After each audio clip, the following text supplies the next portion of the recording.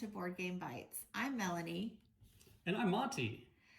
I'm a librarian at the Lone Star College Sci-Fair Library. And I'm not.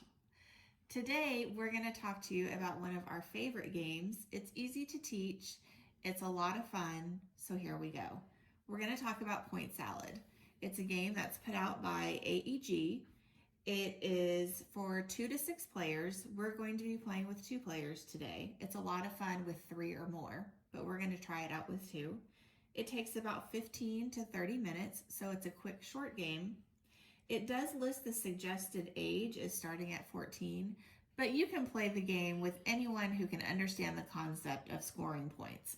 A great way to help your kids learn how to add and talk about their favorite vegetables. Within the deck of cards, there are 6 different vegetables. We have lettuce, tomatoes, onions, carrots, peppers, and cabbage. On the back of each card, there's also a scoring mechanism. So this card, if I chose to use this one as a scoring mechanism, for every 2 onions that I have, I would earn 5 points.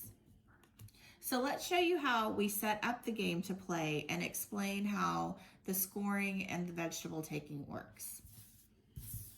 So I've gone ahead and shuffled the cards and we've placed them into roughly, which is what the directions say, roughly 3 equal stacks. So you'll notice that on the top of each stack there is a card that you will use to score your vegetables. So before you start playing, you turn over 2 cards, and these will be obviously the vegetable cards. And you'll do that for both decks. So choosing the start player is random if you want to encourage your kids to eat some vegetables, or yourself. It could be the person who's last eaten a vegetable. I think in this case, it's probably me. Indeed. Okay, so I have a choice to make. I can either choose 2 of the vegetables that are out here in the vegetable patch, or I can look at the point cards and decide if I would rather choose one of these to use as a scoring marker. So starting off, sometimes you're not exactly sure what you should do, but you just have to decide, am I going to collect random vegetables and hopefully find a scorecard, or will I just pick a scorecard and then that will decide how I'm going to choose my vegetables? And you can always have as many scorecards as you want. So I'm going to go ahead and take this scorecard. So for each onion that I get or carrot, I will get 1 point. So I'm also going to choose something that I'm going to choose a point card, and I'm going to choose this point card. On this point card, what you'll notice is that it is worth 2 points for every carrot, 2 points for every onion, but for every pepper that I collect, I'm going to lose 4 points. So this is going to definitely tell me how I need to make my collection be the most efficient scoring machine. So now that he has chosen his card, I realize that carrots and onions are going to be in high demand. So I might decide that I don't want to use that scoring card, or I might wait until something better comes along. So on my second turn, I'm going to go ahead and choose vegetables. So I'm going to choose 1 onion and 1 carrot, and I'm going to put them on my tableau. And now we will turn over the top 2 cards to refill the vegetable patch, and now it's Monty's turn. And you'll notice that at the bottom of the scoring cards at the corners, you're going to see the vegetables there, so you actually know what vegetables are going to be flipped over into the vegetable patch coming up, at least the next card that will be flipped. So in this case, I'm now going to either choose some vegetables, or I can always choose another scoring card. You can have as many scoring cards as you wish in your tableau. I'm going to go ahead and looking at if you look at my card, you'll see that I want carrots and onions, and there aren't any out there. And I definitely don't want peppers, and there's a pepper out there. So I'm going to go ahead and choose this one here, which is going to give me 1 point for every onion and 1 point for every cabbage. So if you look at what I have already with my one that gives me 2 points per onion. This new card that I got, 1 point per onion. That means for every onion card that I collect, I'm going to get 3 points. So if I decide to keep both of these, and we'll tell you later about how you can get rid of one of these, that this is probably something I would want to do. But now, I still want to stay away from peppers. Okay, so I'm still trying to decide what I want to do because Monty is going to be going after the onions.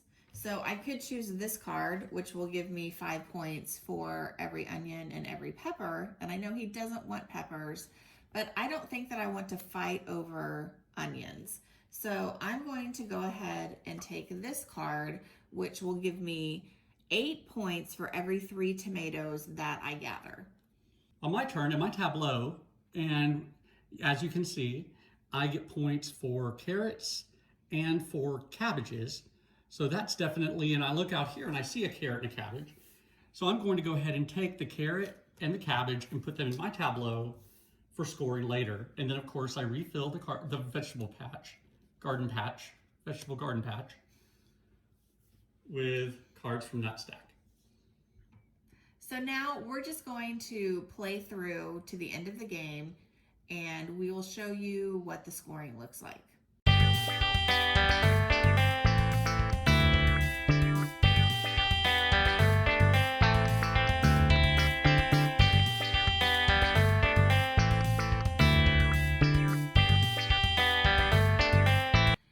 So now you'll notice that we've run out of cards in this stack. So all we do is just move some over from another stack.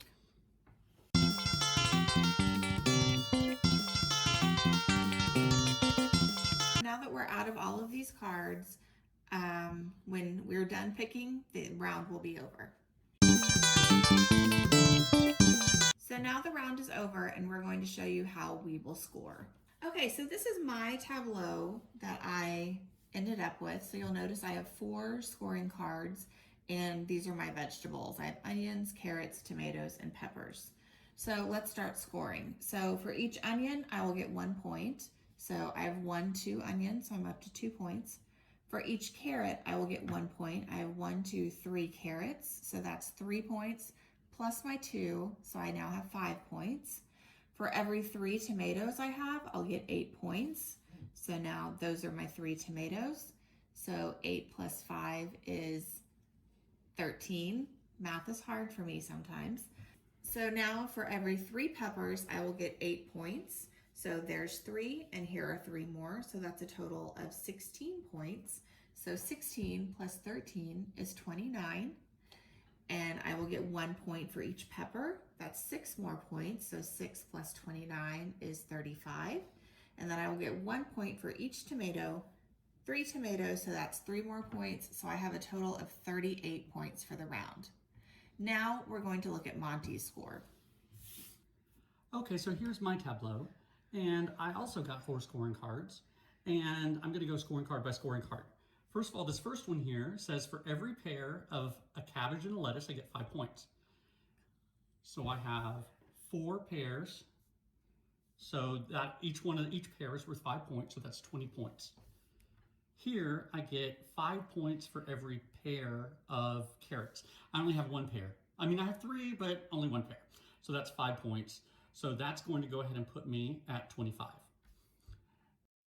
Now for this card, I get a point for an onion and a point for a cabbage. I have 4 cabbage, 2 onions. I guess it's 4 cabbages. It's 4 cabbages and 2 onions. So that's 6 points added to my 25, which is 31. So then I come over here and I get 2 points for every carrot, which is 2, 4, 6. So that's 37 points. 2 points for every onion. How many points did I just have? 36? 36. Okay. So I go to my onions, 36. I have 36 points. Now I'm going to my onions and I have 2. So I have 38, 40. So that puts me at 40 points.